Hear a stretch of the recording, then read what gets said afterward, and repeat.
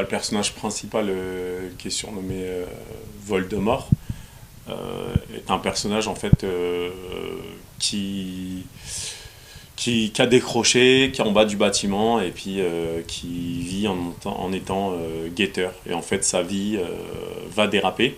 Et la particularité de cet ouvrage, c'est qu'on a des fins multiples. Donc on choisit à chaque fois, à la fin du chapitre, quelle issue le personnage va prendre.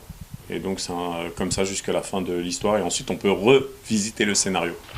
Alors du coup, pour pouvoir lire Le Ghetto dans la peau, il suffit de télécharger l'application Rédiction. Donc ça s'écrit READIKTION.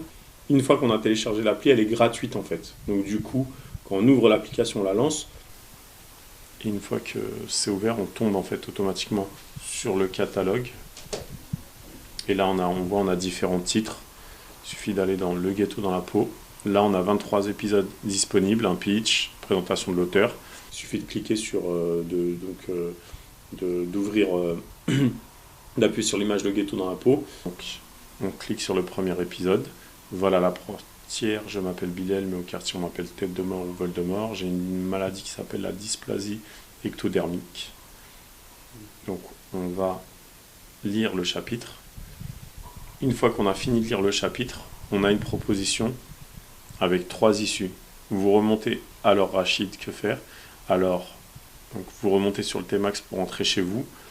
Vous filez sur le Tmax avec Crap qui vous propose un autre plan dans la foulée. Vous prenez la fuite à pied. Et quand on ouvre, on retombe sur un nouveau chapitre. Et dans ce chapitre, à l'issue de la lecture, on a encore une fois la possibilité entre 2 propositions.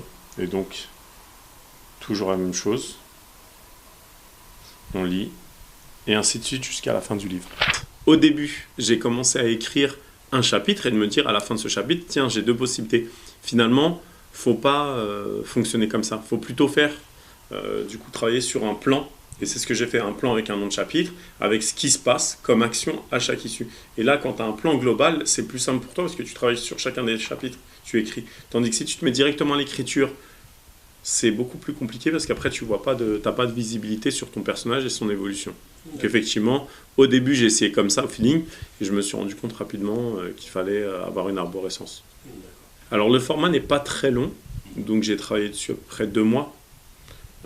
Un petit peu plus de 2 mois, et en général quand je suis dans mon thème de l'urbain, policier, c'est en écriture je suis sur de 3 à 6 mois, mais du coup c'est plus dense aussi en termes de contenu, donc la comparaison elle n'est pas évidente. J'ai eu des retours de gens qui trouvaient le concept assez intéressant, et c'est encore nouveau, mais je pense qu'effectivement c'est quelque chose qui peut interpeller le lecteur. Après, ça reste sur le téléphone, et c'est vrai que le livre, c'est un objet papier, donc moi-même, ça m'a dérouté de ne pas avoir toute la chaîne concrète, physique, l'impression, tout ce laps de temps de fabrication, où là, directement, tu trouves ton titre sur un téléphone.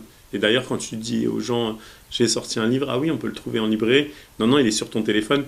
C'est assez déstabilisant aussi. Ça m'a plu, j'aimerais bien me relancer dans une écriture de ce type, mais j'ai pas mal de projets en cours, donc pour l'instant je pense que ça risque d'être compliqué.